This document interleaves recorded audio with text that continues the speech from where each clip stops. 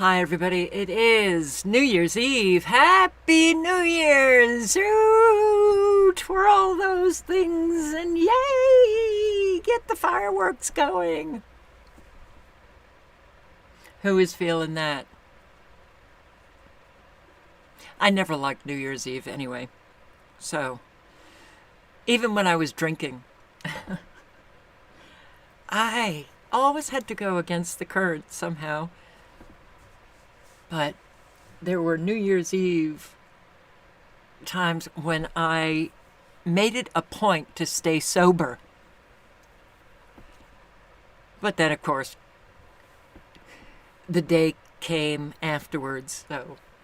But now I'm just living sober year after year after year after year after year after year after year, despite what my fabulous family claims.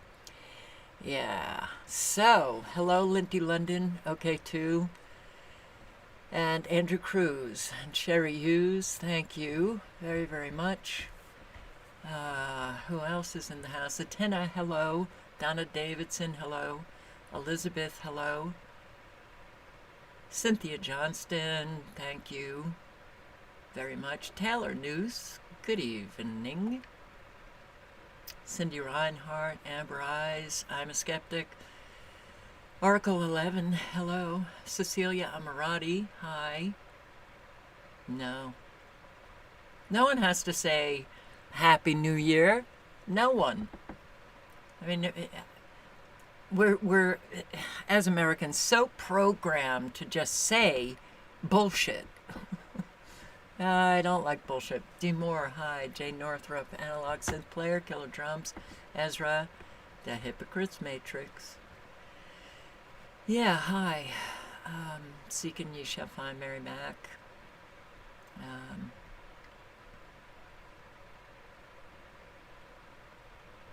Marty Lauderdale. So we got Cynthia, Marty, and Sherry. Thank you. All of you. Very much. So I'm going to start with a 4-minute video. Yeah.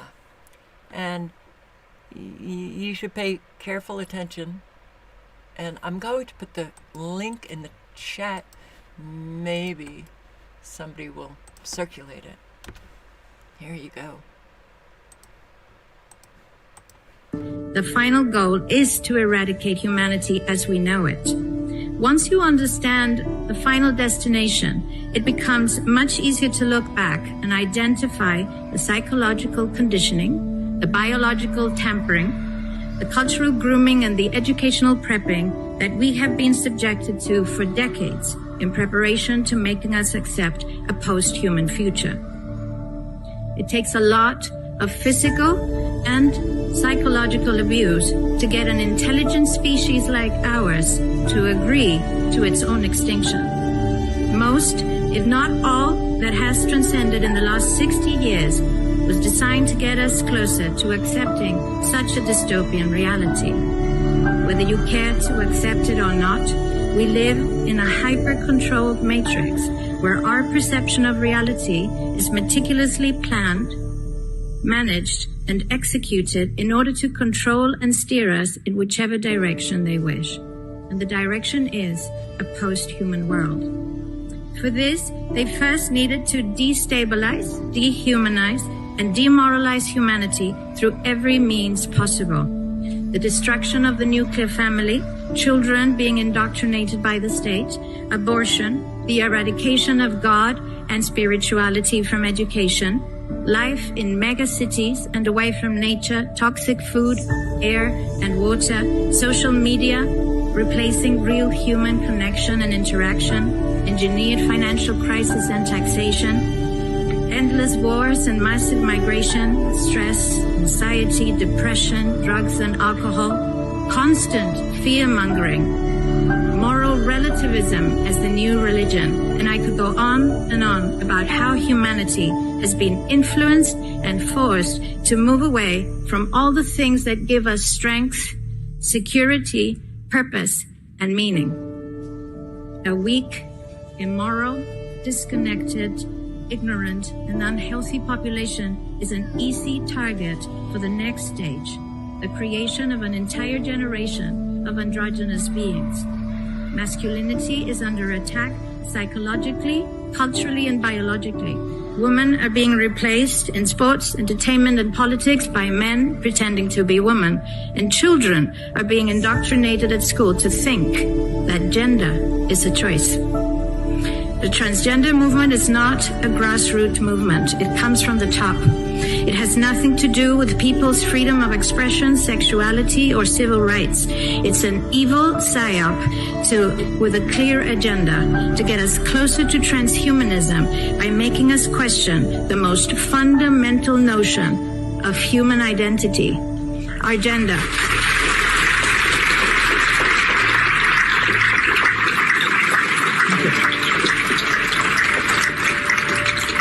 If you don't know who you are, if you already identify as a hybrid between a man and a woman, you will be easily convinced to become a hybrid between human and machine. Gender ideology is the 2 + 2 = 5 from George Orwell's 1984 dystopian novel. It's the final test to see whether we will follow the most absurd party line towards our own extinction. But 2 + 2 = 4. And no matter how you choose to dress, call yourself, or change your physique, will not change that. The sad reality, though, is that in the gaslighting process to get us closer to a post-human future, they have mentally and physically harmed an increasing number of children and young people. And it's only getting worse. This must be stopped. Yes. Quite eloquent and articulate, and T. Port Angeles, I am so unbelievably sorry. So unbelievably sorry. I am at a loss for words. T. Port Angeles lost her 46-year-old son to, yes, massive heart attack. Oh my God. Oh wow.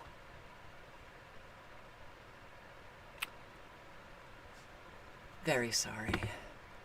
It's hard to move on, but my thoughts will be with you. Absolutely. So, the poisons, the toxins, the flippin' mad society, our FDA, anyone who could think that we have a federal agency that is actually working in the best interest of Americans is nuts at this point. They are flippin' nuts. They don't have brain cells capable of recognizing the obvious. I want to ask some questions of you, and a simple yes or no is fine. The FDA's authority over the safety of baby lotion. First, can the FDA require a review of baby lotion for safety before it comes to market? No. Can the FDA require the manufacturer not to use a toxic ingredient, for example, formaldehyde, in its baby lotion? No. Is the manufacturer required to register with the FDA before selling its baby lotion? No. So I think my first statement is becoming truer. Once the baby lotion comes to market, can the FDA require safety information about the baby lotion? No. If the baby lotion has caused bad reactions in the babies, can the FDA require a recall? No. If the manufacturer is aware of the baby's bad reactions, would the manufacturer be required to report that to the FDA? No. Well, I think everybody's paying rapt attention here. Every answer was no. No. Unbelievable. And yeah, talk about poisons. Wow. All right. You drink this, now imagine what this does to your body over the years when you drink and shower and even bathe in it. I wonder why people have so many health issues. Well, this is just one toxin that we have been subjected to for a very long time. First tonight, hazmat crews from all across our area responded to a chemical leak this afternoon in Rock Island. The chemical was so strong that it was burning through the concrete there. News 8's Christy Mergenthal has the latest. It was just before 1 o'clock Thursday afternoon when hazmat crews were called to the Rock Island Water Treatment Plant for a chemical spill coming from this tanker truck. It's a corrosive agent that the water treatment plant uses, and there was an overflow that caused spillage out from the building onto this driveway behind me. As plant employees evacuated, crews began suiting up, working quickly to stop the leak that had begun eating through concrete. They stopped the leak using some earthen berms with dirt, sand, and some commercial boom equipment, and had it contained pretty much to this facility within a short amount of time. The chemical hydrofluorosilic acid is used to add fluoride to the plant's water. Although it poses a burn risk to skin, those living nearby were in no immediate danger. First tonight, hazmat. Drink it up. And Netflix has a series written, produced, and directed by Jewish people called The Family, that claims America is controlled by a secret Christian cabal. It doesn't matter, Jewish people, Christian people, there are so many secret cabals. And yes, Christians. Look what we did when the Christians first arrived here in our fabulous country. I stumbled my way in, and what I found is a secretive Christian organization called The Family that had been hiding in plain sight for over 80 years. This was a group with tentacles around the world. A humble example of leadership that the world has never seen. A breathtaking enmeshment of church and state. There were congressmen, senators, world leaders. And they say it's about faith, but there's a shared understanding that what we're really about here is power. I'd like to single out Doug Coe. Doug Coe and all of his associates. I'm grateful. Doug Coe is the longtime leader of The Family. He's the most powerful man in Washington you've never heard of. He said the more invisible you can make your organization, the more influence it will have. Jesus plus nothing. It's a powerful thing. Using the National Prayer Breakfast, they dispatch representatives to build relationships with foreign leaders. That is exactly the kind of meeting that I would want to exploit.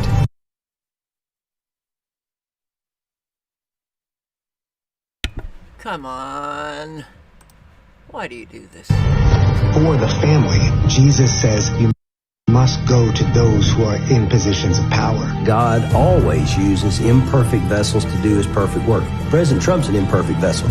Jesus is the answer, but Jesus and Capitol Hill don't mix. Because we want our family to stay together. Oh dear. Wow. Well, and you think about that organization that hardly ever makes it into videos, conversation, the Jesuits. For sure. Very evil. Roman Catholic Governor DeWine, Ohio, vetoed a bill banning gender-altering care. DeWine, we are going to continue surgeries on children. We are going to continue sterilizing them. We are going to continue harming children in Ohio. A review of donations from 2018 to 2023 found that the governor received $40,300 from the Ohio Children's Hospital Association, Cincinnati Children's, Nationwide Children's Hospital, and ProMedica Children's Hospital, all supportive of transgender medical care. Governor DeWine likes money. He doesn't really care about children. Wow, man. And the insane, obvious, satanic cult operating. You do not have to be religious to understand that there are people who bow down to Satan. You want to talk crazy? Yeah, that's pretty crazy. So, here we go. So Taylor Swift is finally showing you guys who she truly is, and you're still not paying attention, huh? She literally called herself a witch in this tweet. Billboard chart says this is a song for all the lonely witches. Y'all think they're just putting on an artistic act? This woman was on tour going state to state, doing live rituals on stage. And nobody's paying attention to it, huh?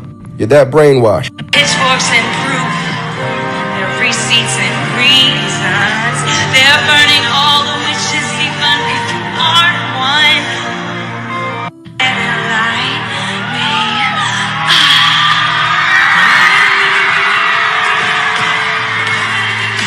me. Ladies and gentlemen, that is a serpent behind her.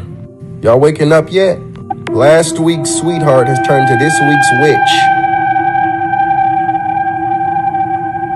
In that video, she was acting like she was in hell. So yeah, last week's sweetheart has turned to this week's witch in hell. But are you catching on yet?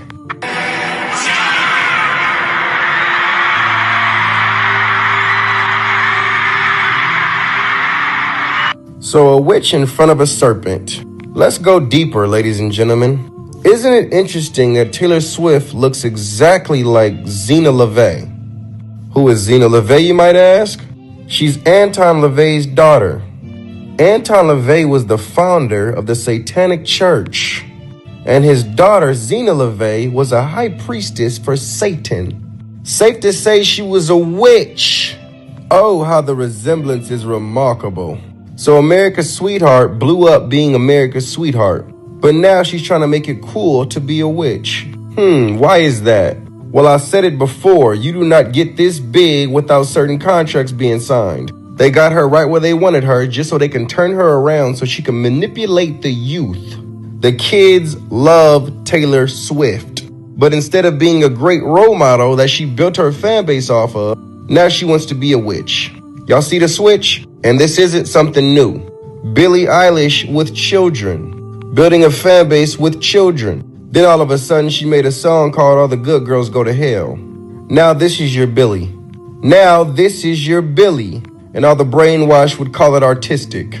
Lil Nas X built a fan base off of children. They blew this man up out of nowhere. Then what happened? Out of nowhere, he switched. Next thing we know, he's sliding from heaven into hell. Even gave him his own satanic shoe. They had 666 on him. Also Luke 10:18, the verse in the Bible where Satan fell like lightning. So do you guys see the comparison? Do you guys see the pattern? Do you guys see who they're after? They're after the youth. Because if they can control the youth, they can control the future. Y'all might have thought she was America's sweetheart, but my Bible says even Satan himself masquerades like an angel of light. Stop listening to these artists and stop letting your children listen to these artists. Little do you know, you are allowing demonic spirits to come into your household. Because when you play that nonsense, you are coming into agreement with that nonsense. Your eyes and your ears are portals. What you let into them is what you're coming into agreement with. 2024, let's be smarter. Let's be more wise. If it's not glorifying God, cut it off. Not religious. I ain't got no labels, but I agree with him. Absolutely. You know, this is absolutely a spiritual war, and unfortunately, the evil side is winning. Consumers are rejecting the Great Reset. Well, do they even know what the Great Reset is? They sure are rejecting electric vehicles. A friend got a rental of a Tesla over the holidays. It's undoubtedly the industry standard for EVs and a complete blast to drive. The problem? It's not a practical car.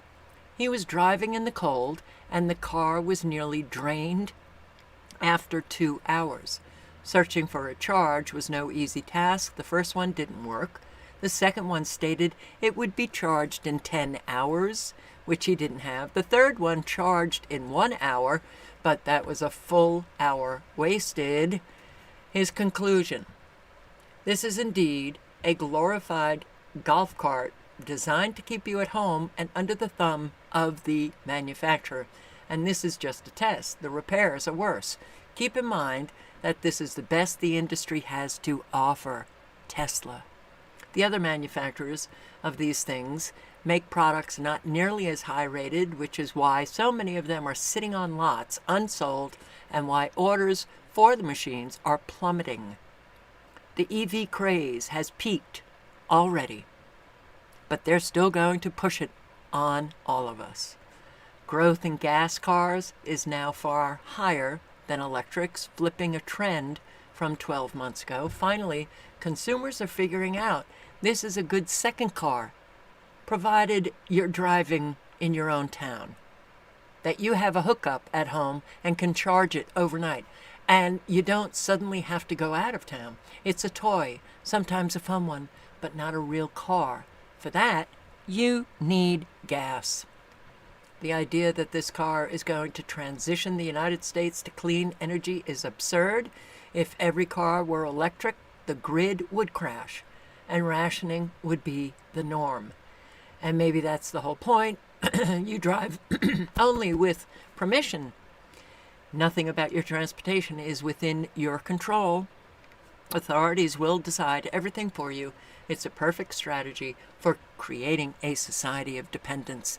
And boy, New Year's Eve, tomorrow, 2024, holy shit, we are going to be seeing so much destruction of our lives, of our freedom. San Francisco small business owners calling for help. Please help, help. No bank will make him and others a commercial loan. Its whole areas boarded up. Those were all viable businesses once. He has impeccable credit, kept his business during COVID with 2 employees afloat during the pandemic by dipping into his retirement savings. After many, he said, called it quits. He kept going, but now he can't get any loans to continue his businesses. Oh, more and more businesses are going to be closing down. And hey, Chicago Mayor Johnson, his grand plan to stop crime are reparation checks. Johnson wants to pay off descendants of enslaved African Americans with reparation checks every month to end the cycle of violence in the crime-ridden metro area run by radical progressives. So he's admitting there, and it's rather racist, Johnson, that it's African Americans who are committing the crime. And if you give them some money, well, that will turn everything around. Are you kidding me? These people are out of their flippin' minds.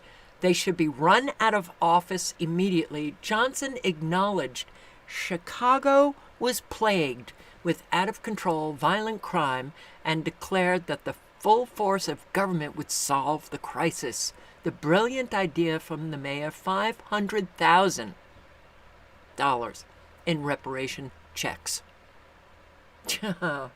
Oh boy. Yeah. The brilliance of our politicians. Idiocracy is the only thing I think of. So here's the president of the Federal Reserve Bank of Minneapolis, Neil Kashkari, talking about those CBDCs that a whole lot are saying it's coming in 2024. Central bank digital currency. Do you think that that is something that you all should be looking into seriously? To what degree should you be looking into it seriously? Just what are your thoughts on CBDC? I mean, as my colleagues at the Federal Reserve have talked about, we are examining it. I'll tell you, my personal bias is I'm pretty skeptical. I keep asking anybody at the Fed or outside of the Fed to explain to me what problem this is solving. I can send anybody in this room $5 with Venmo right now. Right? No, seriously. So what is it that a CBDC could do that Venmo can't do? And all I get is a bunch of hand waving. I get a bunch, well, maybe it's better for financial inclusion. Maybe it's better for cross-border remittances. Maybe. Is there any evidence that it is? And, they say, well, what about China? China's doing it.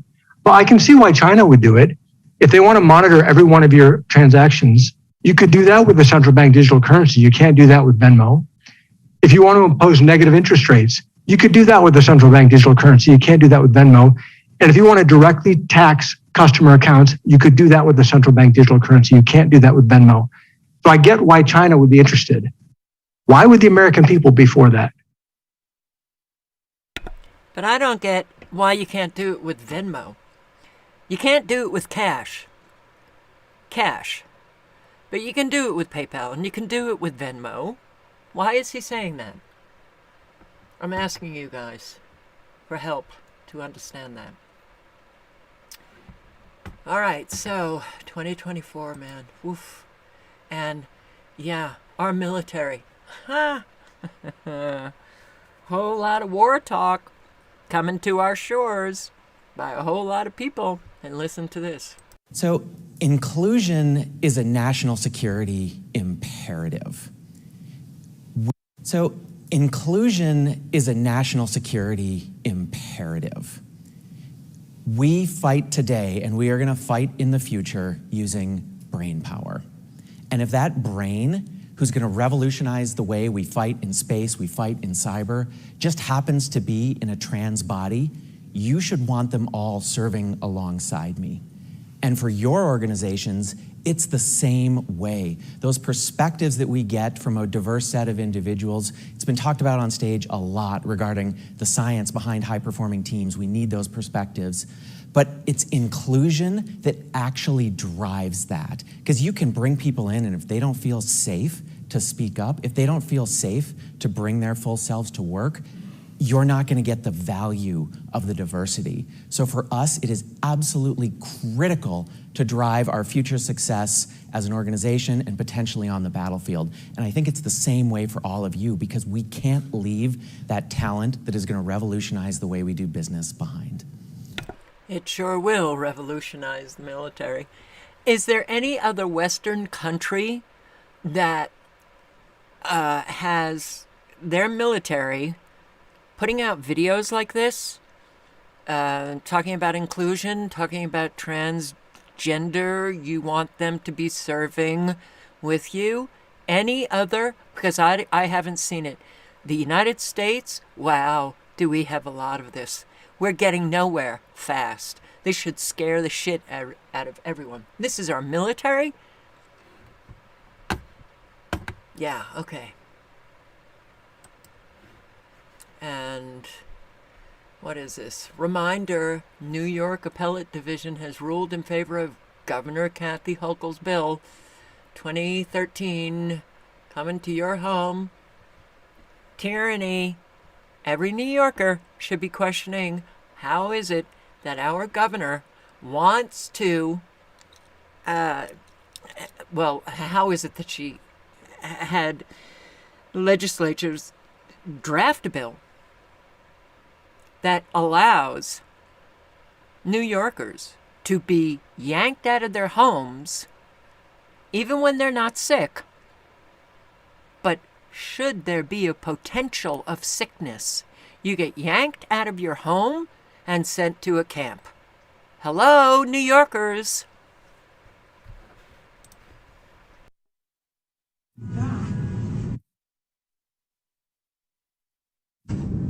Look at this. Look at this. They're literally breaking in the door. Look at this. Hello, how are you? This is EMS. We're the police department. Look at this. I just want look at what's happening in America. Look at this. Look at this. You're not in trouble? I know that. Okay. I don't have a reason to be in trouble. Absolutely not. We're just asking you to come to the hospital. I don't need to go to the hospital. How dare you tell me I have to go to the hospital? So, because of what we've heard. Who is we? Who's we? Myself and my fellow social worker. From where? Who's we? We're from Bellevue. So Bellevue, are you kidding me? They really want me to go to Bellevue. Are you kidding me? So listen, from what Are you kidding me? From what we've heard, it's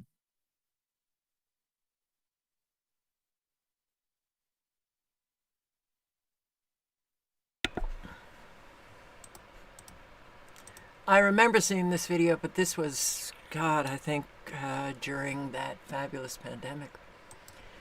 I will post a link to this. You know, when he started talking about genetically engineered magnetoprotein, well, that was a video that I posted on my Never Lose Truth channel, and I got a community guideline strike on it.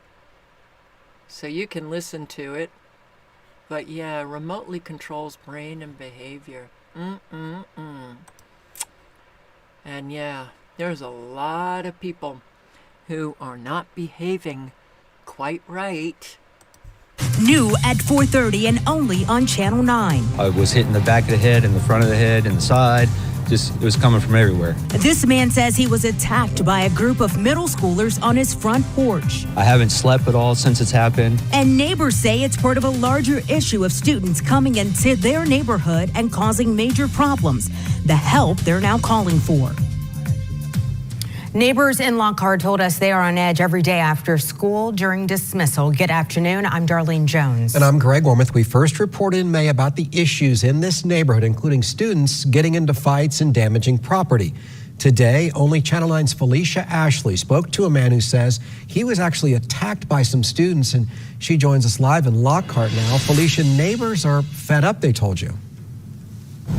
That's right, and that's because of where I'm standing right now. This walkway is literally leading to the issues into this neighborhood. It funnels kids from the middle school right down to this street. Well, when we were here 6 months ago, the neighbors told us they were incredibly concerned that things were going to get worse.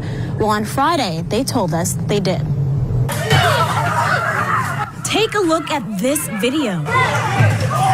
It shows a group of Lockhart Middle School students beating up Ricky French on his front porch. As I do every day when the kids get out of school, I come up to my door, out my window with my camera, just watching to see if they're going to fight. French says he expected to catch the daily property damage and fights that occurred during the school dismissal. It's every single day we deal with this. When they get out of school, people are getting off of work, taking food out of their house to come and sit at their house and watch their house for the hour these kids come by. He says he became the target when a student saw his phone. The big group of kids were right out there and started saying that I can't film them. Why are you filming us? We're minors. You're a pedophile. I was hitting the back of the head and the front of the head and the side. Just. Oh, I see too many videos like this. And what happened to Austin, Texas? It used to be such a cool town to live in. Not anymore. Same place it once was.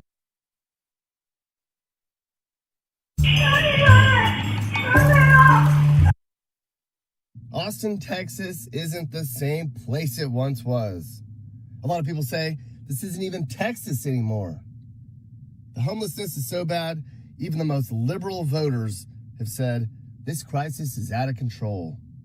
It's dangerous and gross. They've lost count of the number of homeless in Austin now, and just not a pleasant place to be anymore. Some say Austin, Texas is ruined. Being here for 3 days, I can say I wouldn't want to live here. Austin, Texas isn't the same. Oh, and you know, nothing's gonna get better. Nothing. This seriously needs to stop in 2024 before the damage becomes irreversible. It is already irreversible. I mean, people were posting, myself included, on the irreversibility of all of the damage that they have done to the atmosphere.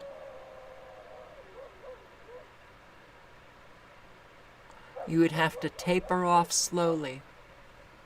It's kind of like, psychiatric medications where people have difficulty just stopping and they can die if they just stop. Well, let's just look at this as psychiatric medications in the atmosphere that you pull the plug on that, the reverberations will be intense. New types of clouds have been added to this historic update coming from meteorologists. I'm a little biased, right? Exciting stuff, guys. All right. So the new types include the Volatus or roll cloud, which has been designated as a whole new species. You can see it gets its name from this long horizontal tube-like shape. Next one up, we have the cavum or the hole punch cloud. This big circular gap is sometimes caused by aircraft taking off and landing. Very easy to see, right? Makes sense there. And we also have the Spiritus. These are gorgeous. It's actually my favorite. It's kind of looking like it waves while you're underwater. I mean, these are actually beautiful. I mean, check these out. And then finally, we also have the big surfer waves of the Fluxus cloud. So beautiful, right? There's just a sample of the new additions that we have. Meteorologists, sky watchers, daydreamers, we're all geeking out, guys. New clouds. New clouds. She leaves out how they're created, but they're all new clouds, and she's very excited to broadcast all of these new clouds. Don't question anything, though. Don't question anything. Truckers have joined the farmers in massive protest against planned fuel price and tax increases. And of course, mainstream media never shows us all of the protests that are going on in other countries because, it could inspire maybe some Americans.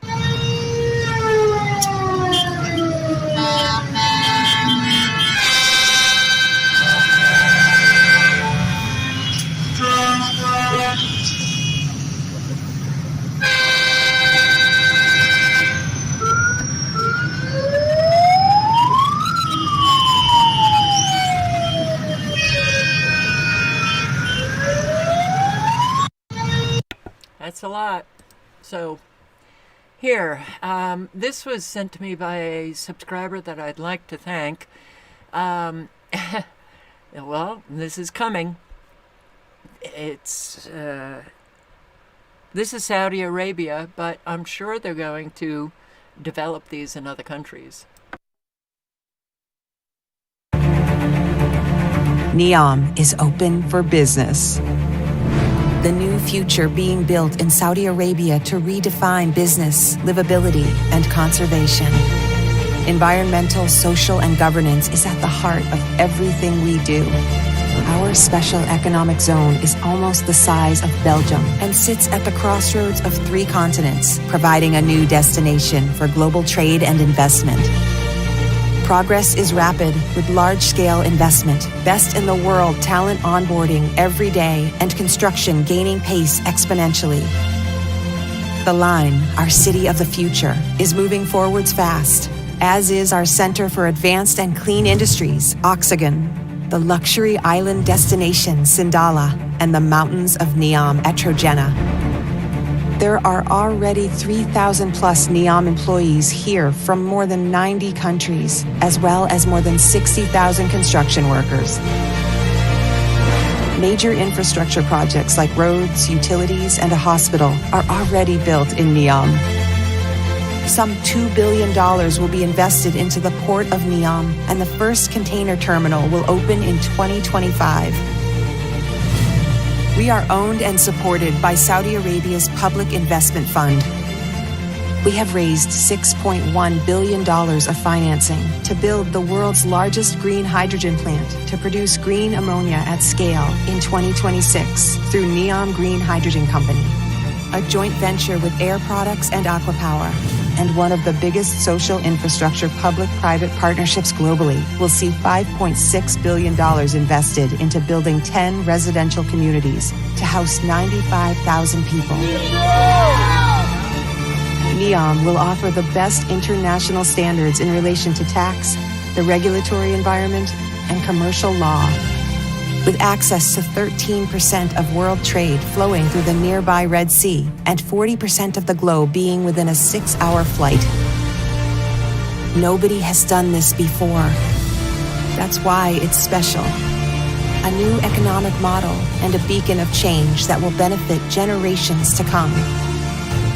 We invite you to join us by investing in the new future where people and planet can thrive while business. Yikes, yikes, yikes. 6 hours to a whole lot of destinations via flying if you have permission. If you have permission.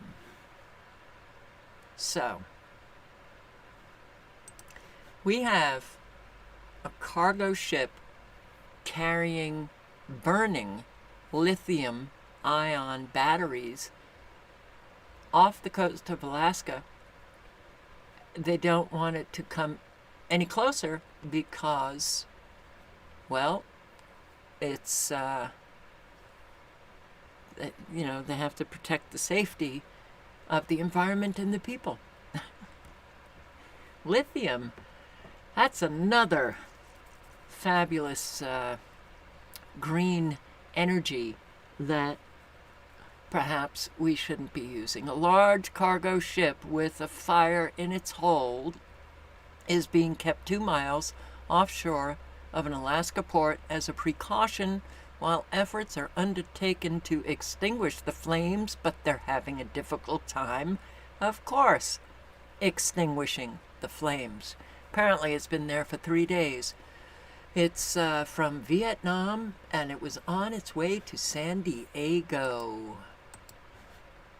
Now, just want to point out that we have an awful lot of violent chaos taking place. Heavy police presence after reports of numerous shots fired from a MGM Signature Towers balcony. Tactical already coming into the buildings, Tower 1 and Tower 3 and Tower 2.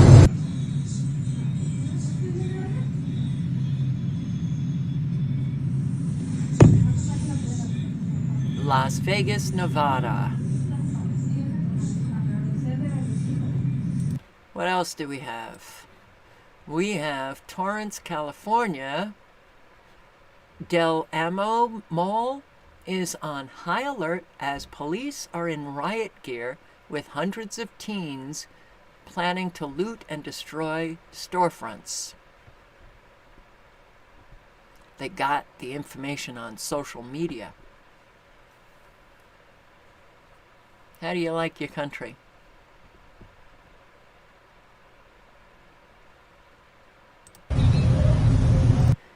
Oh, what else do we have? We've got, this is interesting. Just in, 3 dead, 3 injured in Detroit explosion. Locals say suspicious activities were seen in the area days before the explosion. Well, what happened to see something, say something?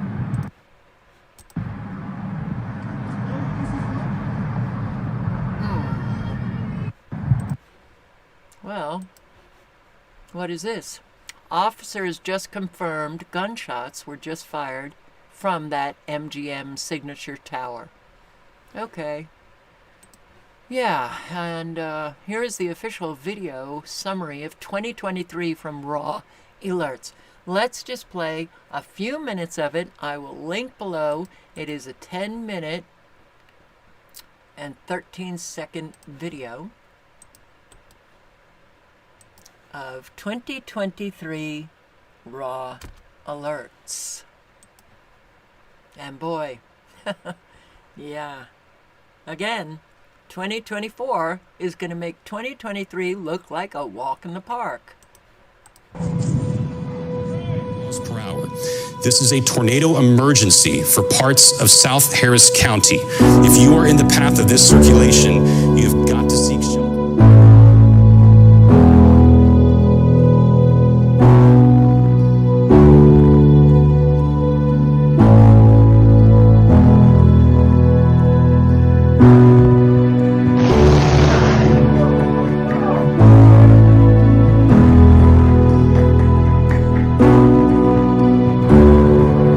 Is that? What's that?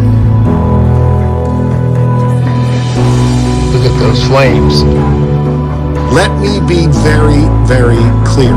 If you are in this red zone that is on the map and you refuse to evacuate, you are risking death. This is very serious.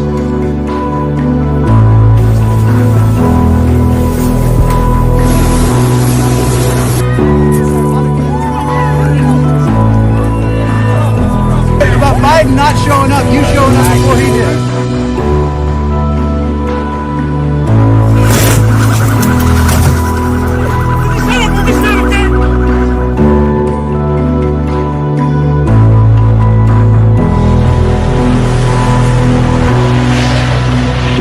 Santo Dios, amor.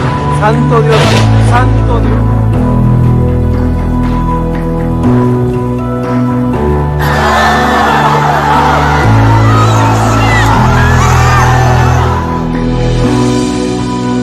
Look how scary that is.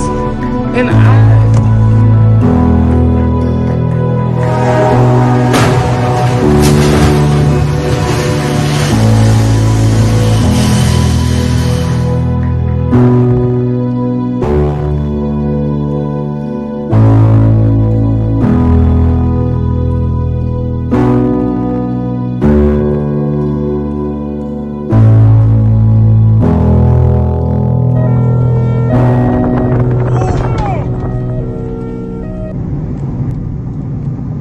To a tornado.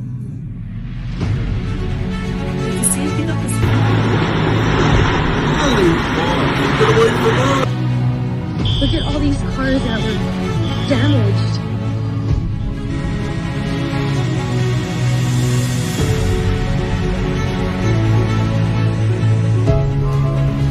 Oh, man.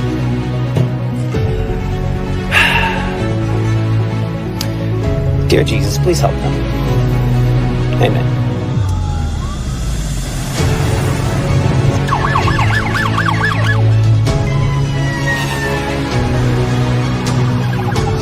Tornado emergency. Yep, tornado emergency for Little Rock going over into North Little Rock right now.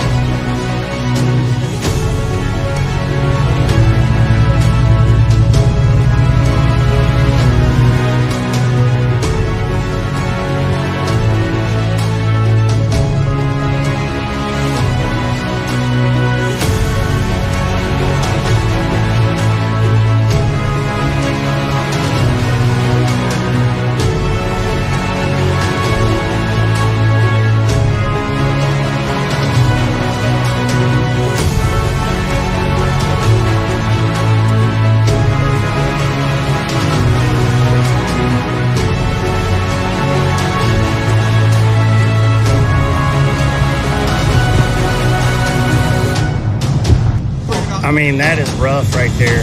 That's rough.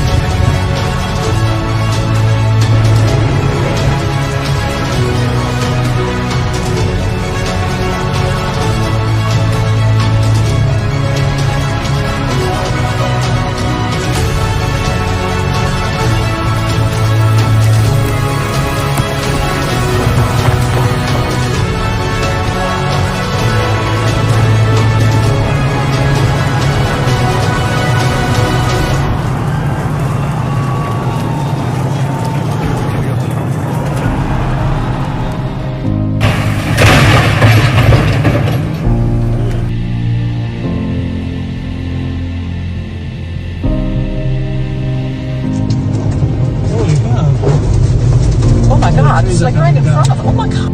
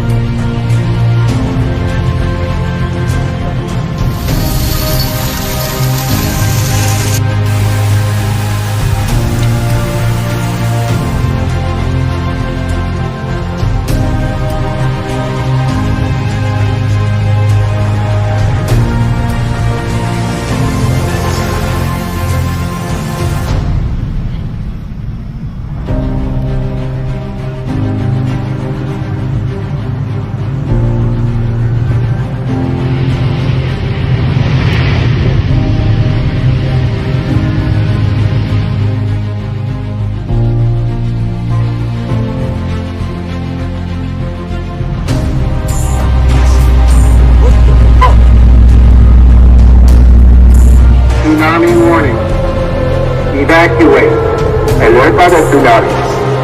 Evacuar. Oh, fuck.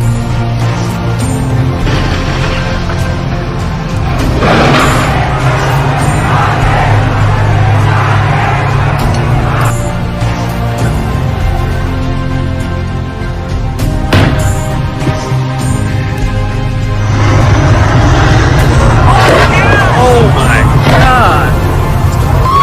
Holy shit! Joseph's got.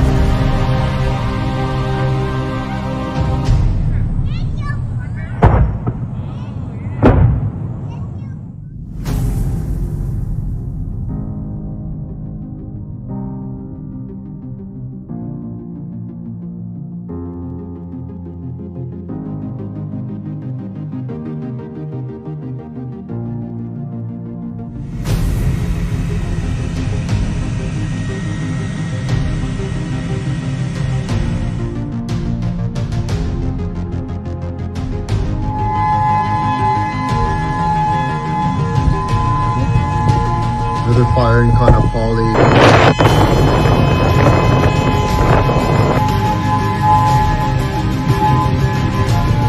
Holy fuck! Holy fuck! That car's flying! What the fuck?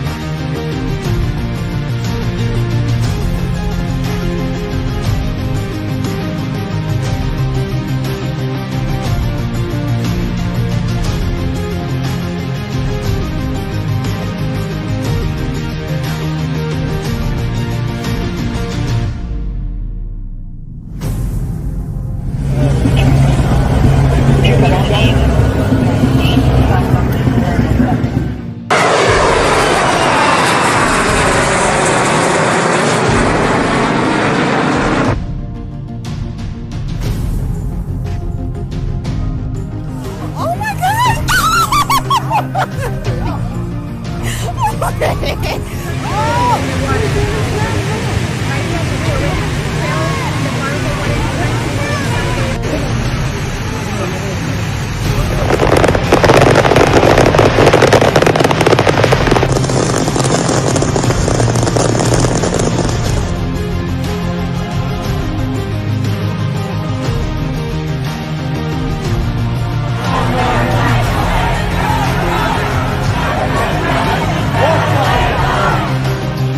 Go fuck yourself. Is that clear? I hope it is. Hey, Bob. Oh shit. Oh my God.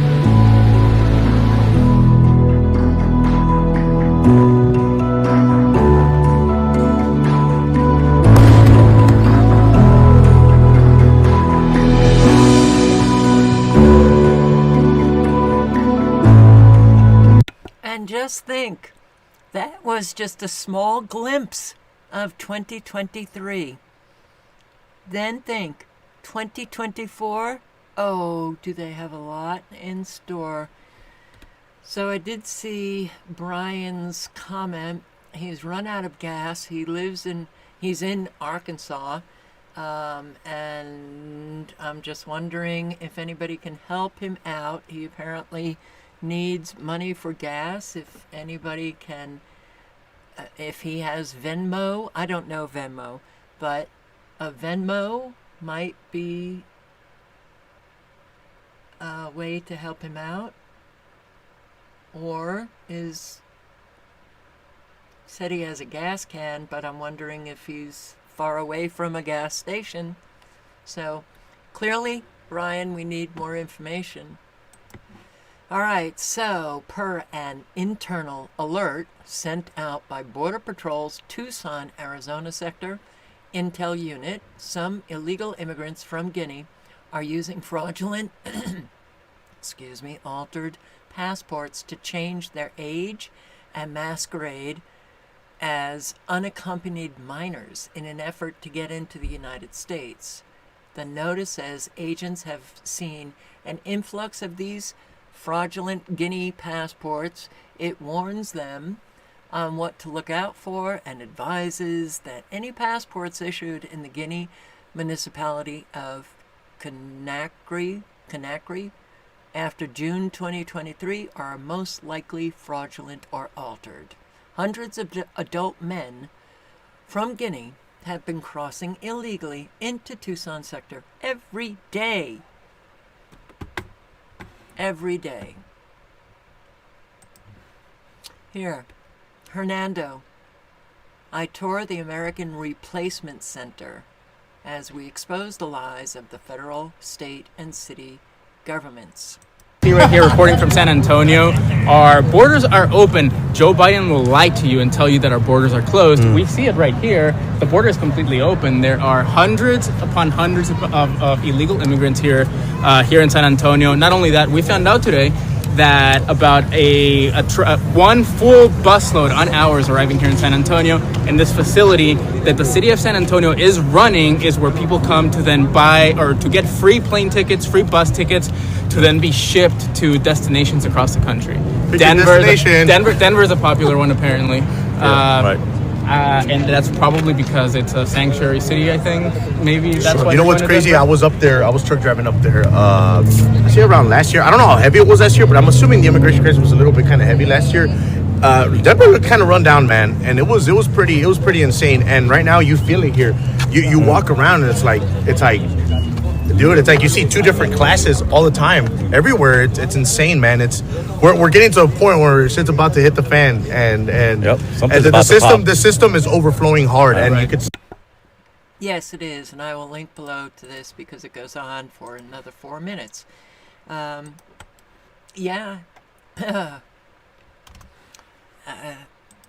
Things are bursting already. Here, New York. So.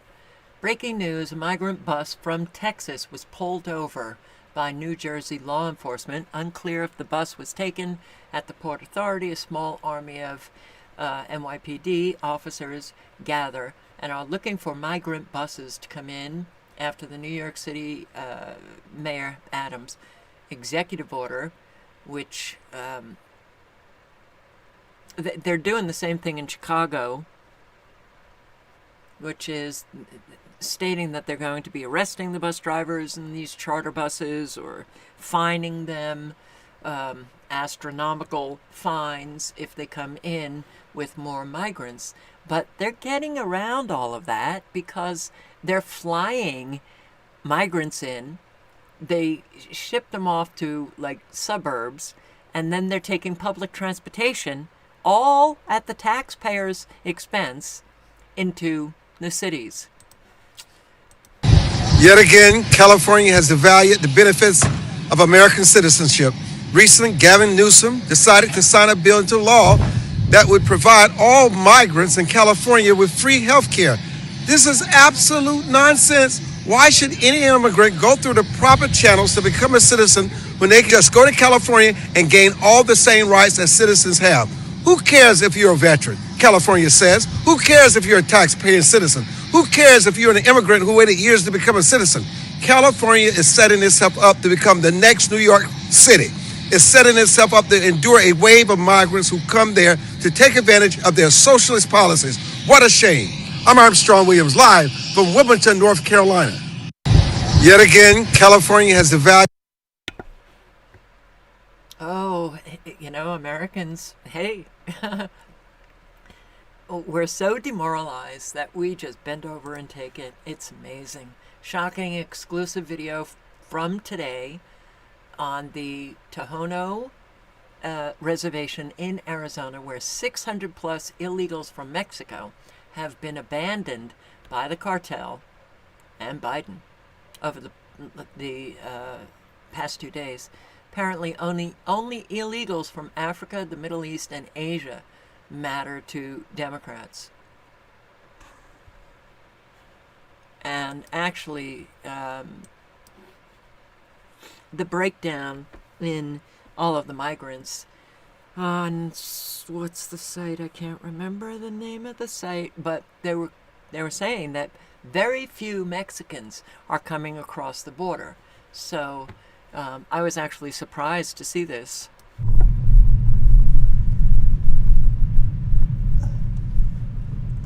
This is insane.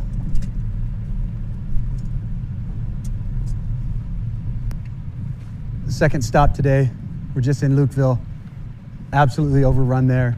Now we're on the Tohono O'odham Reservation. Was here not too long ago, and I've never seen this, man. It looks like the surface of the moon.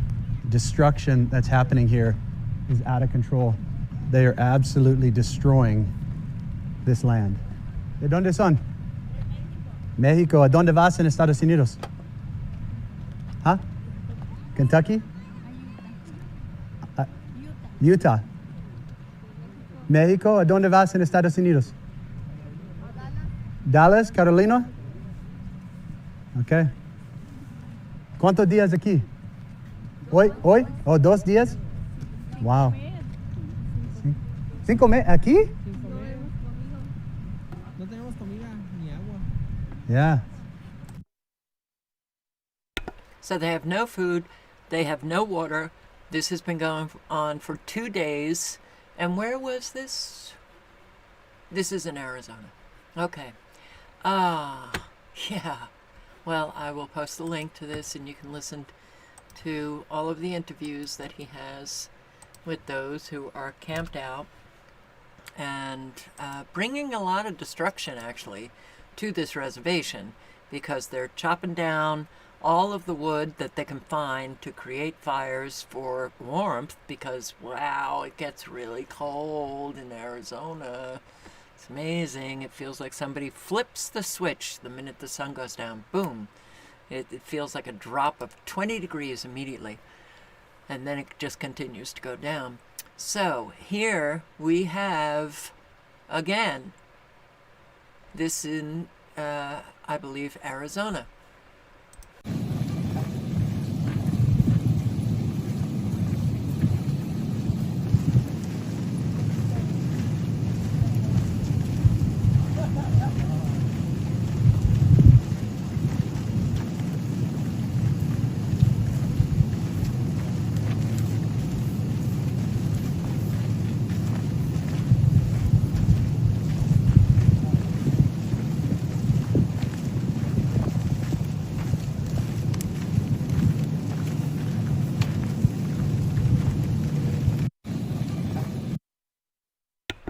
So, for some reason, the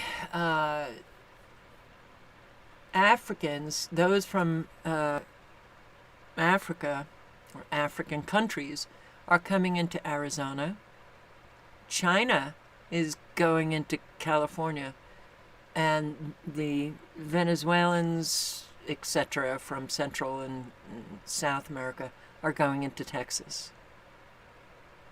Wow. One would think that they know who's coming. Reports are coming in about a large firefight south of Lukeville in Arizona, the point of entry, between the cartel and the Mexican military. Remember that I included this woman who had tweeted out that she was hiding in her closet with her dog on the phone with somebody who was, just calming her down. And she was hearing all of these gunshots. She said that she was living in a city, in a border city, and I believe it was Lukeville. So this is actually just south of the Lukeville port of entry.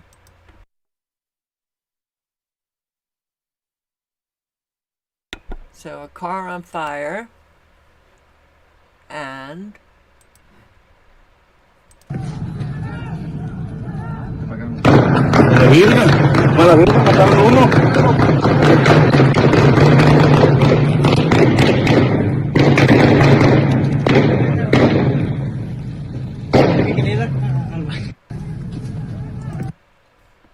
fabulous.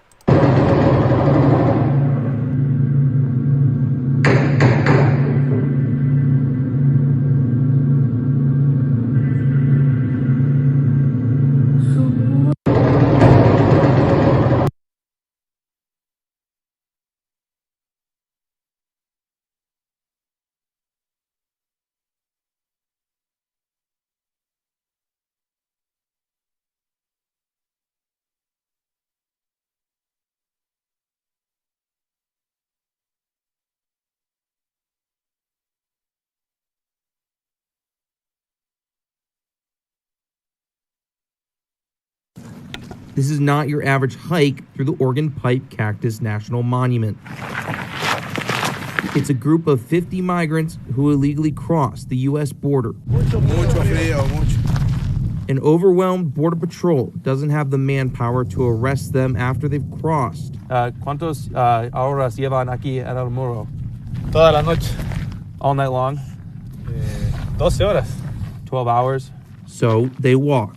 It's over 3 miles to where agents will apprehend them, and not everyone can keep up with the pace. Eventually, Border Patrol drives by to check on the group, a sign this long journey to the U.S. could finally be over. At the processing area, I'm able to stop and speak with Ricardo Narvaez from Ecuador. He tells me the migrants he's with risked everything for their American dreams. Es muy complicado, difícil. It is difficult and complicated. You're afraid of being assaulted, kidnapped, or killed. Afraid of being extorted for the little money you brought here to seek security. Hoping what they're walking toward will be better than what they walked away from. Para buscar seguridad sobre todo. We are searching for security above all else.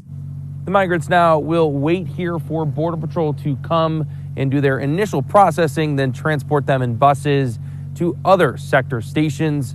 Last week, other stations in the United States.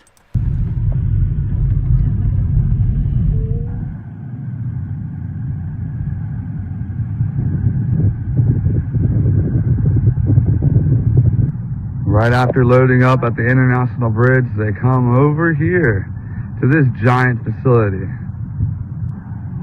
This does not look like repelling and pushing back illegal aliens. This is welcoming illegal aliens. Americans are the new minority, folks. Wake up.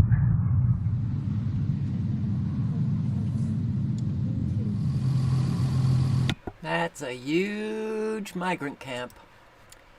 And could it be maybe some of these guys are coming through?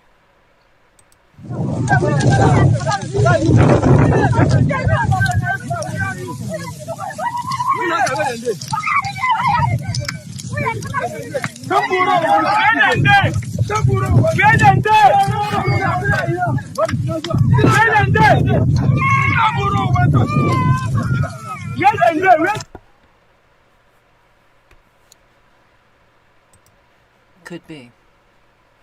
Michael Yan, it's after 2 a.m. here in the Darien Gap, Panama. I'm watching military-aged Chinese men flow into the China camp, San Vicente, that Mayorkas helped build. Nobody spends more time in Darien than I do.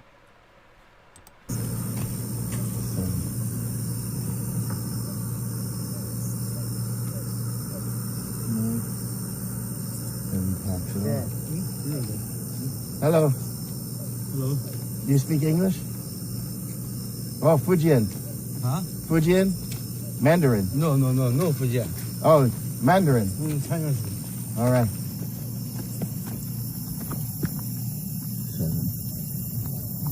7. Got it. Military haircuts.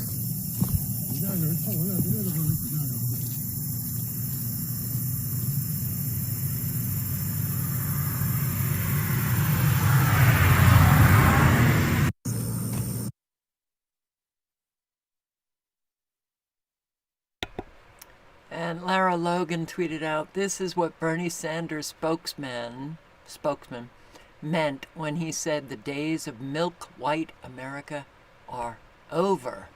Yes.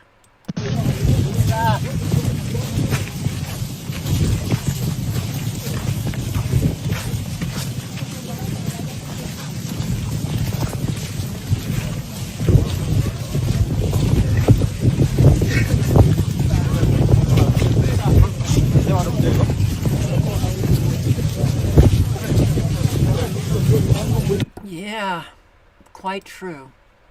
Migrant encounters at the southern border 2023 saw 2.5 million coming across our border. 2.5 million coming across our border in 1 year.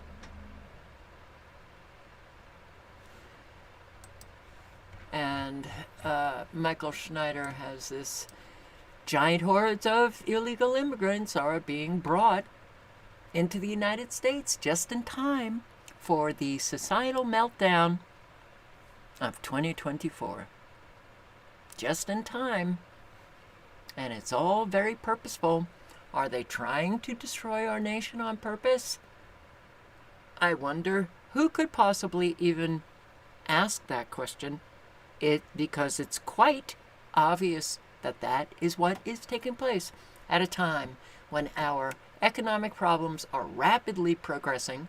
We are already involved in multiple global conflicts, and we are on the verge of the most chaotic election season in American history. Wave after wave of illegal immigrants being brought into the United States. Cities all over the country have already been absolutely overwhelmed by vast hordes of illegal invaders, but more just keep pouring in with each passing day. In fact, more illegal immigrants are arriving at our borders this month than we have ever seen before.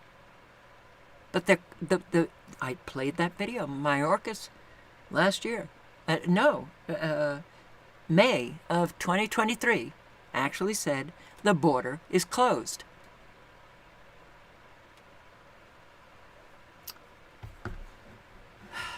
We're in deep shit. If these people want to come and live in the United States, they should go through the appropriate legal channels. They don't have to. And they've been encouraged in their own countries to come to the United States. It's all a very big plan to take down Western countries, not just the United States. So here is Hernando again. Next, we put on public the 21st Century American Pravda media. Pravda is Russian. It's a Russian publication. So they got their whole setup here. Oh, that's fake news. Ken 5, CBS. Is that it? Is that CBS? I don't know. I don't watch these. I don't watch these networks anymore. But who are these people? these are your local. So let's talk about the fake news and how they're complicit in as well. Joseph, talk about that. Here's what's surprising about this. They're probably doing a story about how this facility is wonderful, and they're coming to show how this is like what everybody should be supporting, right? Like that is the narrative that the mainstream media has. And don't we know it? Yes. Oh boy, this was interesting. I can only take a few minutes of this.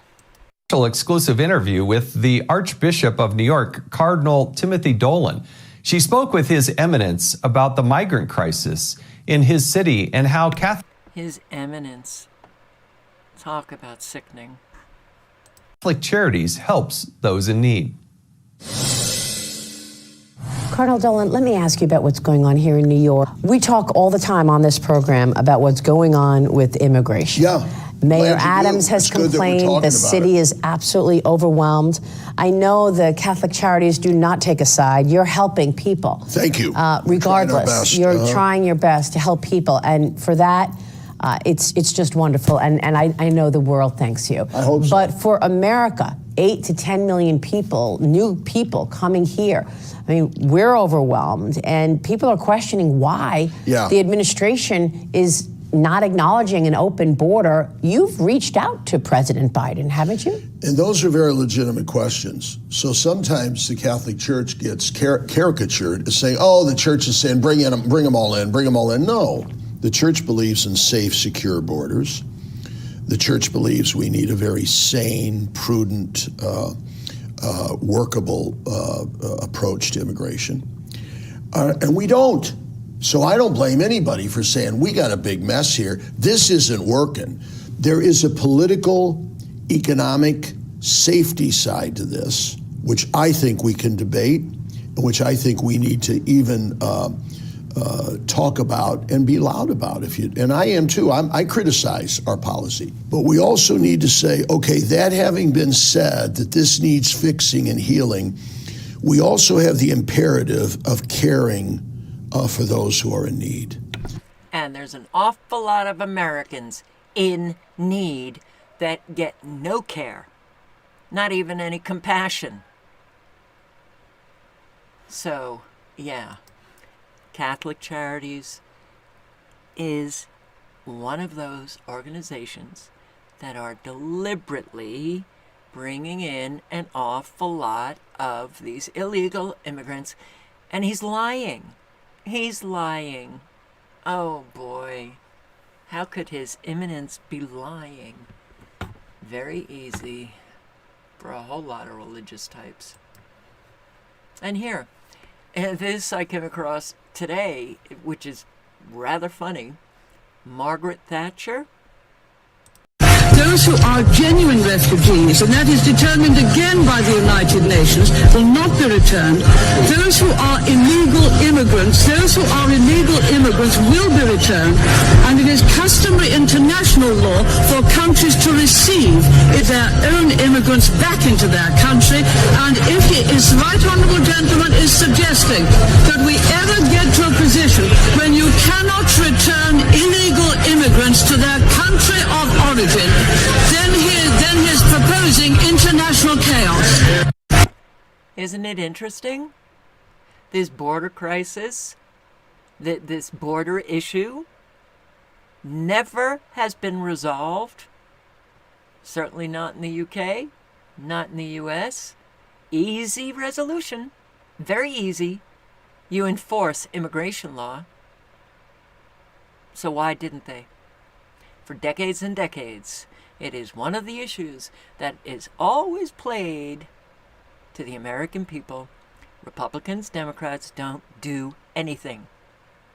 But they play the issue and they make it seem like one party is doing something. I mean, for how long, how many years have we listened to our congressional representatives talking about, well, from the Democrat side, the Republicans just don't want to do anything to reform immigration law. Why do we need it reformed? We need it enforced. Oh, God. And she was Prime Minister during, was it the early 80s? During the Ronald Reagan years? Or maybe right after Reagan? Help me out, you guys in the UK. Man charged with murder over Sheffield car crash. I want to thank my subscriber in the UK for sending this along. Again, we're getting very little information about the suspect, though we did get that one of the suspects is Muslim, an immigrant, a migrant. Okay, so if you don't know what happened to Chris Marriott, 46 years old, father of two, he was run over by a car when he was trying to help a woman that he saw lying on the street, and a 23-year-old Muslim charged with murder and 5 counts of attempted murder. 32-year-old woman remains in hospital in a serious condition. Several people hit by a car, but that's it. Was he drunk? Did he, if he's charged with murder, my hunch is that there was intention taking place. But I don't know the law in UK, so yeah. Oh, isn't it great?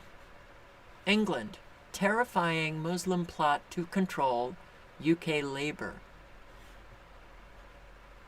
Next year elections, remember, nationally, we Muslims can swing over 50 seats in the UK. So in Leeds and everywhere else, next year, bring in your own candidates to swing the seats, councillors and MPs, to demonstrate that the lobbying does have an effect. Keir Starmer needs to know that he will have no loyalty of Muslims with a violent foreign policy.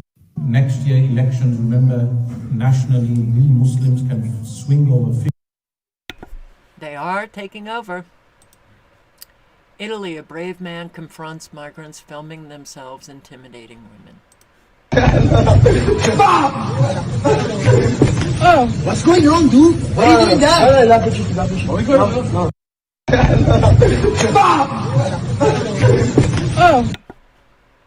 Good. So, yeah, Hungary's 100-mile high-voltage electrified border fence. Oh, there's many solutions. But we just don't get it together enough to have a solution, huh? And Americans, well, they seem to be very quiet. They don't really care too much.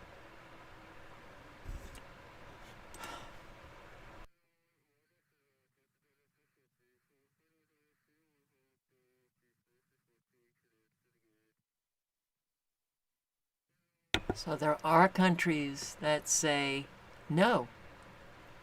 No. Unbelievable what we are doing to ourselves. And I just want to post the link to themosimportantnews.com, Michael Schneider's site, where he posts a lot of articles, which, yeah, the reality of the supernatural. Today, they are blocking airports and storming government buildings. Tomorrow, what they will do will be far worse. Banks are closing thousands of branches, and retailers are shutting down thousands of stores. Sorry, we're closed to Americans. Giant hordes of illegal immigrants being brought into the U.S. Even the mainstream media is starting to admit that the world is teetering on the brink of complete and utter chaos. 2024 will be a year of catastrophic war in the Middle East and coming to the U.S. of A. Oh, I believe it. It may not be a nation state. It may be the activation of all of the sleeper cells of all of those military-aged men coming across the border. This year, Americans have become hungrier, lonelier, and more desperate. And who cares? Not too many people. Have you ever wondered why there is an endless river of sewage coming out of Washington, D.C.? This is why a war between the United States and China is inevitable. What happens when you add millions of desperate immigrants to a nation that has already become a powder keg? What happens? It ain't going to be fun. Has a silent depression already started in the United States? Hell yeah. Hell yeah. Economically and psychically. Silent depression because you can't speak the truth about how you're feeling. And that is also one of the reasons why we're living a nightmare. So,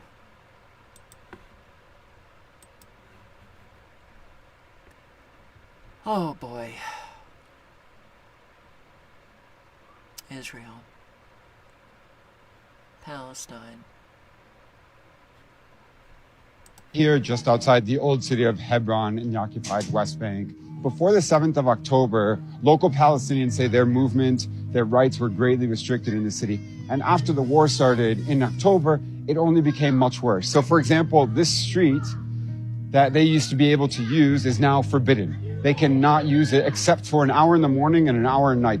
And all of the shops have been closed here. And only Israeli settlers and Israeli soldiers and military are allowed to use this street right now.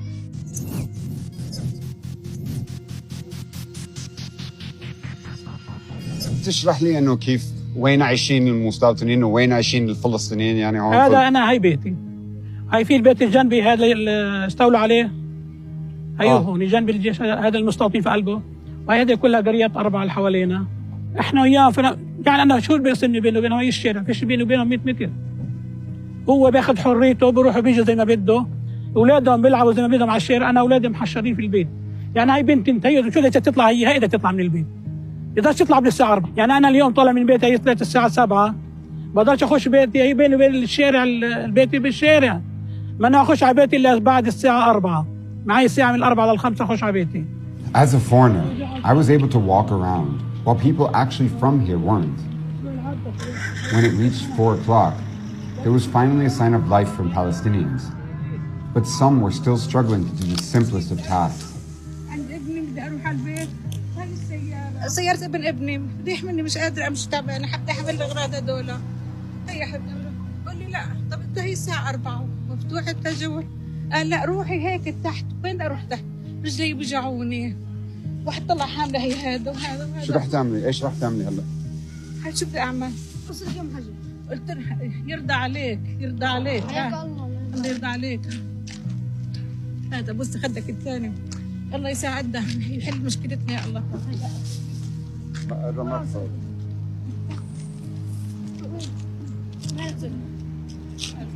This woman is just trying to get these clothes to her son, but the soldiers are telling her she can't go this way. She can only go from down, so making her life very difficult. ماما نروح من فوق كمان. إلا خلاص تفتح. حسبي الله ونعم الوكيل. خلاص بعرف المعبر ولا بعرف شيء. أنا عندي دكان بقدرش أفتحه، هذا عنده محل بيقدرش يروح يجي، ولا أي شغلة كانت ولا أي شغلة. وأولاد مدارس ما فيش بروح على المدرسة. واحد بده ياخذ بنته الصبحيات على الروضة بيعرفش يوديها. أولاد التوجيه بروحوش، أولاد أي مدرسة ما بروحوا. هاي شهرين عنا ولا طالب من المنطقة المحاصرة راح على دوامه.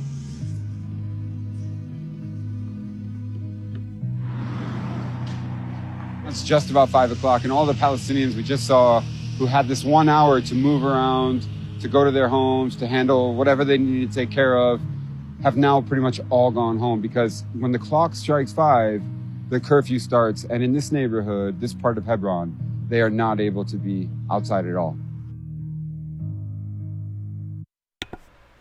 It's hard to believe that here we are at the end of 2023, going into 2024, that this is happening. You would have thought that maybe humanity might have grown. No, we're going backwards. This felt like a real punch in the stomach this morning when I came across John Pilger has died. The world has lost John Pilger, one of the greatest journalists and filmmakers of his generation. He was 84. Oh, wow. Still, I have this visceral response in my stomach. We're losing the good people. And he was a good man. And if you don't know John Pilger, just put in John Pilger. You don't have to put in Palestine. Just put in, you will come across an awful lot on YouTube where, you know, he did quite a lot on Palestine and Israel, but he also did an awful lot on the US of A's evil taking place in so many different countries. This is a big loss. And I'm going to link below to this documentary of John Pilger's on Palestine because, well, it seems to be rather, relevant to what's taking place currently. I'll just play a few minutes of it. Because occupation has become the cancer that is eating the lives of both people.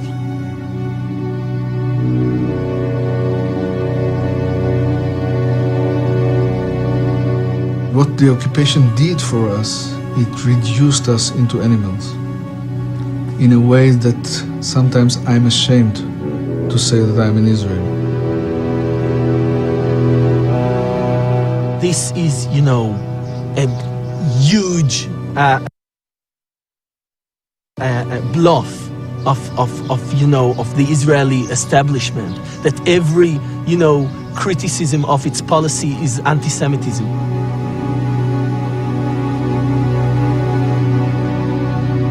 Sometimes I feel pity for the Israeli mothers because they are thinking that the soldiers or their sons are victorious soldiers. But they should come and see what their soldiers are doing here. "25 years ago, I made a film called Palestine is Still the Issue.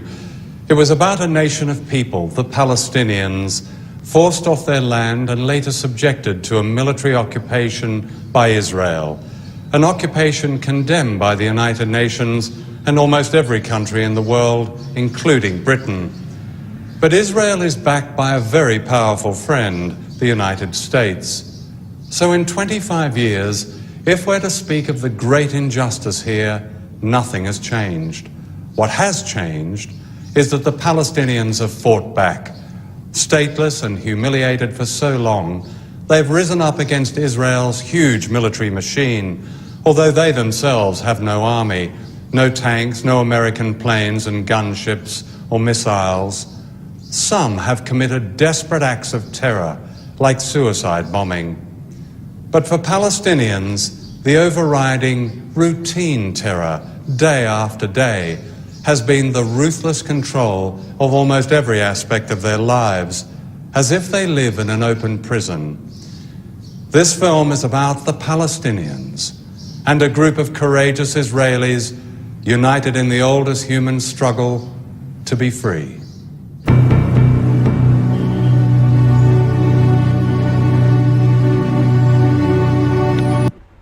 I want to make sure it's not lost on you. 2002. This is in 2002.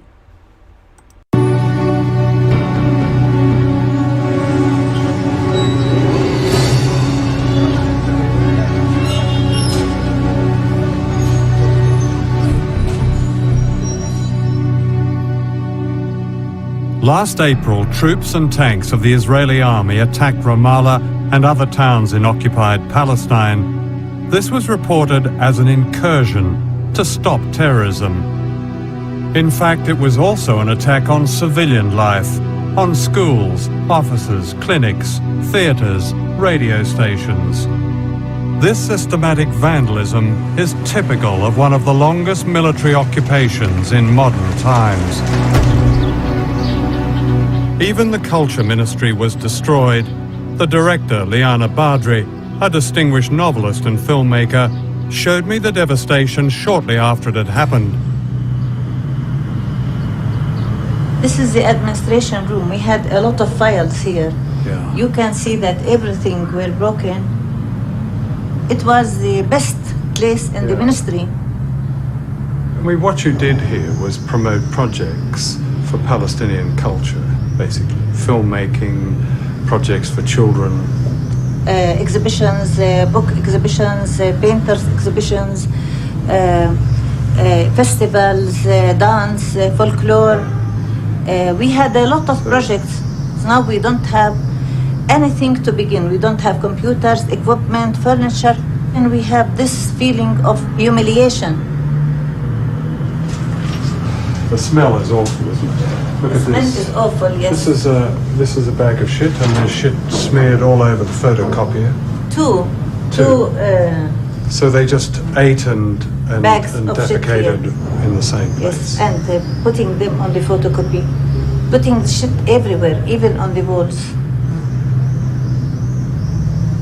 And you can see that we have two toilets in every floor, but they didn't use the toilet. All the time they were making it on the floor or anywhere, as you can see.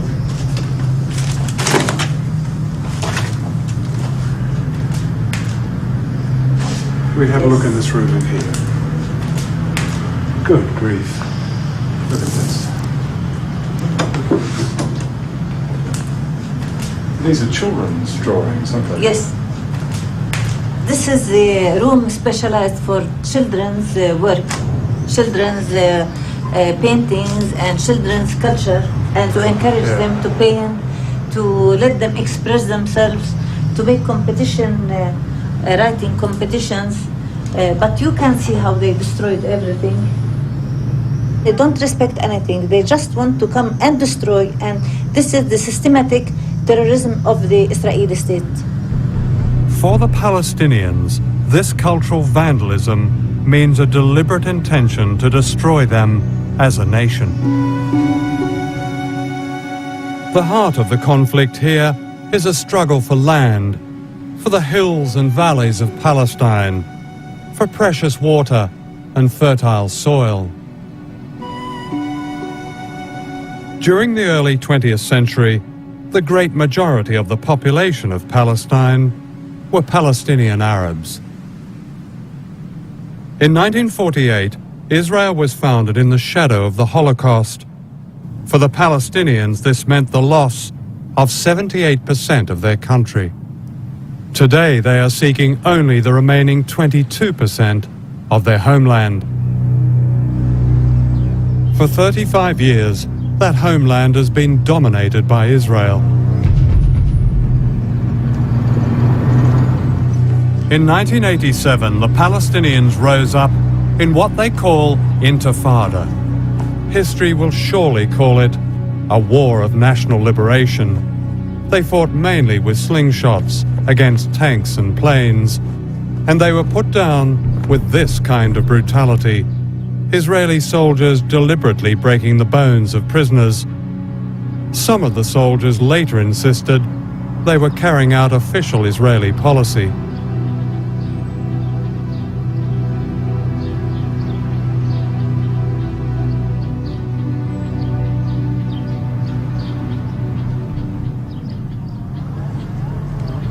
Two years ago, the Palestinians rose up a second time. This was hardly surprising. During curfews, people live under a form of house arrest. Without notice, they can be locked inside their homes. Their ordinary lives are a maze of controls, roadblocks, checkpoints. This is how I remembered apartheid South Africa. The hidden effect is the same: humiliation and anger and death.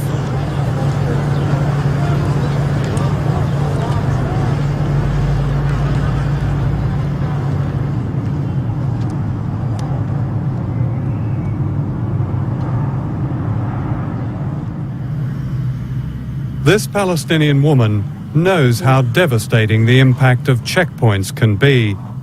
Last October, she was about to give birth to her second child, and she and her husband set out for the nearby hospital. They were stopped at an Israeli roadblock where they pleaded to be let through. هم بقوا 6 7 يعني منهم كلمة ولا كلمة دفشوا دفش جود فضغط ضربة في البرودة الثاني ورمى عليه الهوية فعودنا رجعنا على سبيل إنه يعني مزاجهم يمكراي فما رضوش بدنا ننزلها مشي ما رضوش ساعتها خلفت كانت حماتي معاي فهي قطعت حبل السرة في شفرة ويوعي الولد يعني ضل يوعي الولد فعاود لفة بجاكيته ولفينا عن طريق كرمزان اتصل في سيارة من كرايبة شوفير عودنا طلعنا لما وصلنا المستشفى الفرنساوي اللي هو الولد متوفي.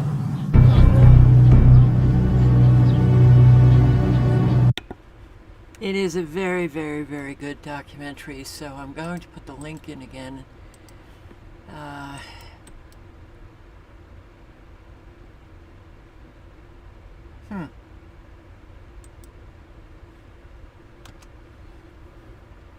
Your stream has been temporarily blocked.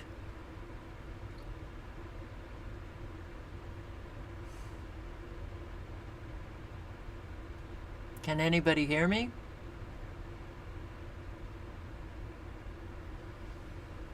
Oh,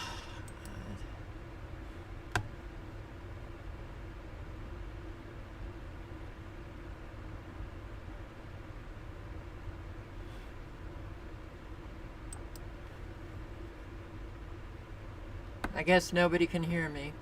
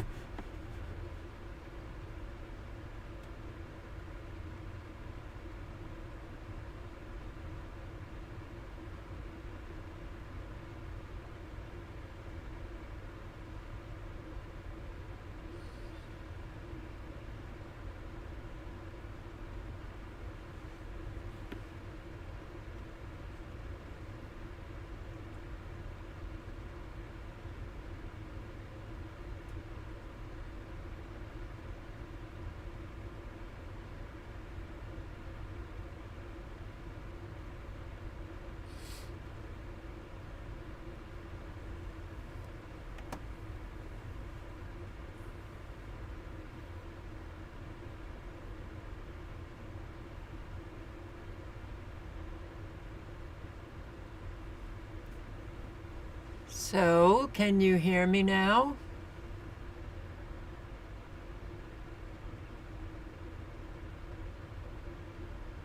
Can anyone hear me now?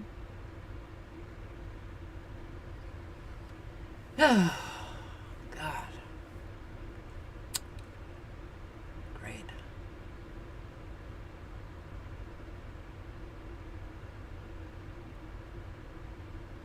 Can anyone hear me? Okay. Okay, yeah, well, you can bet that every agenda is going to be greatly accelerated for 2024. The censorship is going to get really intense.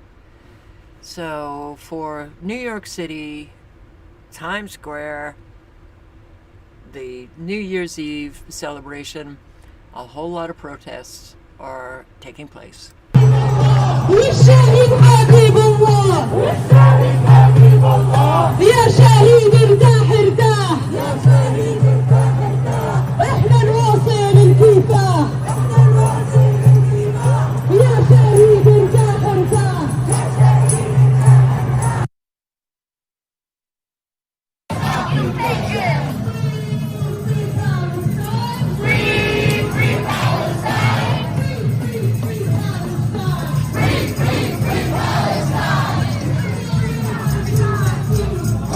Now, I see a lot of people on Twitter that I used to have some respect for, not really knowing them, but now there are so many claim that these protesters who are protesting free Palestine and for a ceasefire are claiming that they're woke. They're woke. Like, they shouldn't be doing what they're doing.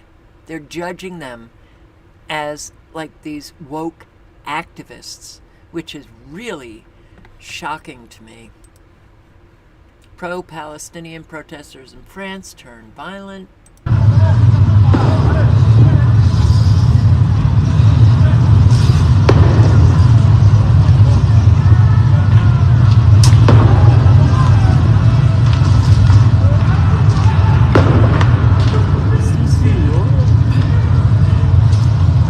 And who knows if it's the protesters or the police or, you know, some infiltrator. Who knows? We don't know.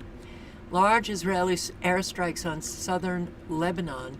U.S. warplanes hit Iraq-Syria border in escalation. U.S. Navy sinks 3 Houthi boats attacking merchant ship in Red Sea, killing the crew. Here we have, more attacks. U.S. attack helicopters in the Red Sea. Breaking, Iran's sending warships into the Red Sea. This is not going to be good. Not at all. Lindsey Graham urges Biden to blow Iran off the map. Yay, USA, USA. Oh yeah. Well, yeah. We couldn't get rid of any of these people? There's psychopathic, violent nut jobs.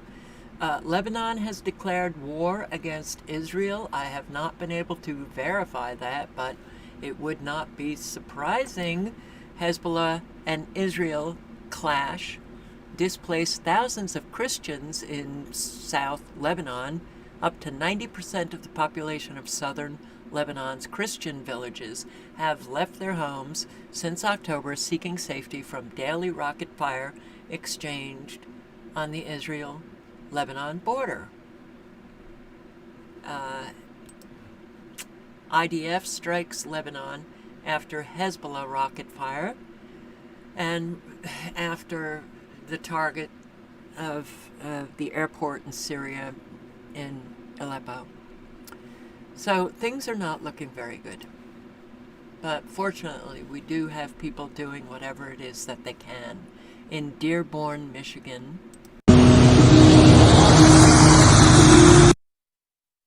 Can't afford health care? Sorry. Gotta give Israel billions to bomb children. And that is what it's doing. Over 500 Israeli soldiers killed since October 7. Oh, Jews, Israelis, there's an awful lot who are dead against what the IDF is doing, but those who are for this, and you want your own soldiers getting killed, maybe rethink what's going on. U.S. Congress, of course, we stand with genocide, and don't you know it? This has been our country forever. And here, an unexploded Israeli bomb at the Great Omari Mosque in Gaza, a mosque that dated back to the 7th century, considered an architectural masterpiece, but hey.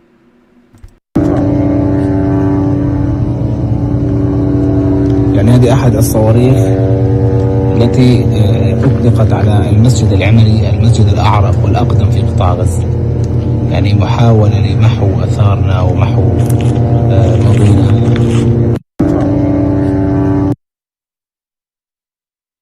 Israel was constructed on the ruins of another society and by the mass dispossession of another people who remain unacknowledged as just sort of obscure natives in the background, back to the desert. Let them go to one of the other Arab countries. That's been the position. The Oslo Accords say specifically that Israel bears no responsibility for the costs of the occupation.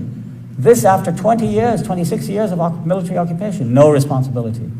As an Israeli journalist said, he said, we took over the country in 1948 from the British. The British left us the port of Haifa, a road system, an electrical system, a large number of municipal buildings, and lots of prisons. And we could build Israel. Without that, there would be no state today. If we had taken Palestine in 1948 the way we left Gaza for the Palestinians, there would be no Israel. We destroyed the economy. We deported most of the capable people. We forced the people to live in hovels and refugee camps over a period. I mean, if anybody's been to Gaza, it's one of the most criminal places on earth because of Israeli policy of occupation. And they bear no responsibility for it. I mean, that's simply unacceptable, even for the Jewish people who have suffered so much. It's unacceptable. You cannot continue to victimize somebody else just because you yourself were a victim once. There has to be a limit. Well, one would think so. Yeah. Journalist Aaron Maté, I'm sure a lot of you know journalist Aaron Maté. Well, apparently he's anti-Semitic. He's a Jew, but he's anti-Semitic. From making an objectively true statement undercutting Israel's genocide propaganda, and now they're going after Aaron Maté. No limits. No limits. They steal organs. I will put the link to this interview with Max Blumenthal. Again, take note, these are Jews who are very against and have been for a very long time because they have a moral center. They have a moral core, and they know what's right and what's wrong. Yeah, one of the things we've been doing at the Gray Zone, because we can't get in there into the Gaza Strip, no international reporters can, is working with reporters on the ground who are covering these horrific events and publishing their work at our channel. I'm producing it. One event we covered was the return of something like 80 to 100 corpses to the Gaza Strip, to a cemetery in the southern city of Rafah. These were corpses of people whose bodies had been stolen by the Israeli military many of them had been stolen from the Shifa hospital in Gaza City, from other cemeteries, ostensibly because the Israelis were looking for their own hostages. But we have this history of Israeli organ theft, of the theft of body parts, which is well documented and admitted by, for example, Dr. Yehuda Hiss, an Israeli state pathologist at the Abu Kabir Institute in Israel. There are reports even by CNN about this, dating back decades. Israel is an international center of the illegal organ trade. Israelis have been prosecuted in Israeli courts for this. And the Gaza Ministry of Health and Euromed Human Rights Monitor have alleged that these corpses, when they were returned to Israel to be buried in a mass grave, because there's no room left in the cemeteries, had body parts missing. I know personally, Judge, from knowing the family of Rachel Corrie, who was killed by an Israeli bulldozer while defending the home of a Palestinian friend of hers in the Gaza Strip in, I believe, 2003. They alleged that her parts of her body were taken by that very figure, that notorious figure, Dr. Yehuda Hiss, when she was her body was returned to her family. So there's a history of this. This is very unsettling. And how do they do this? I mean, do they bring the body to an Israeli morgue, and an Israeli mortician opens up the? Oh, and it's not just Israel. The United States also does it. China does it. China, wow, does it. And yeah, why? Well, organ body parts, lots of money. Lots of money involved. Lots of money involved. So, yeah, interesting. China, Iraq, begin construction of new city near Baghdad.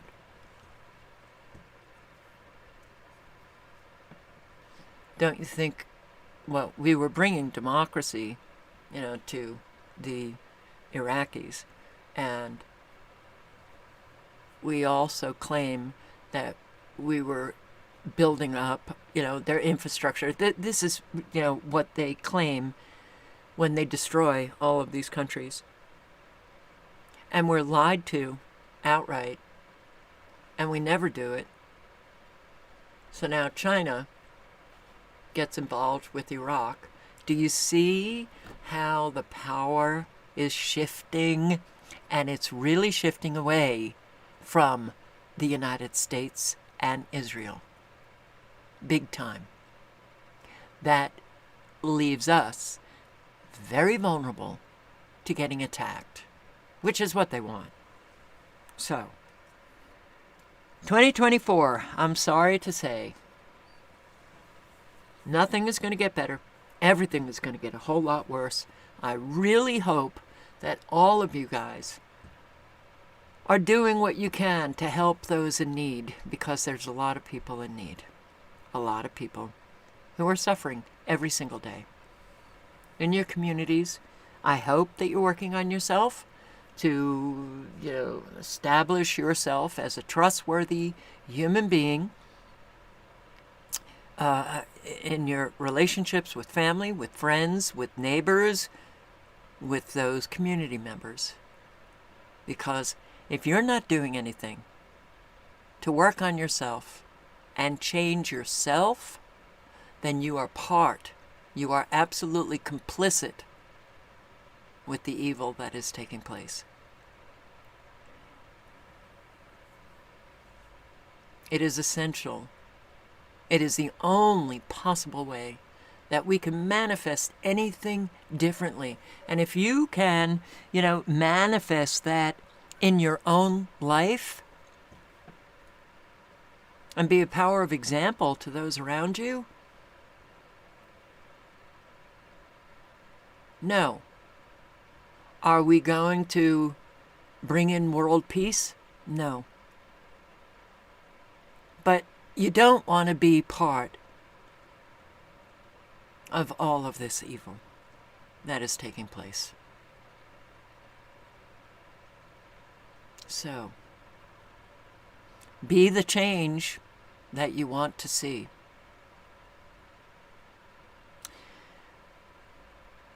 Do I dare say Happy New Year?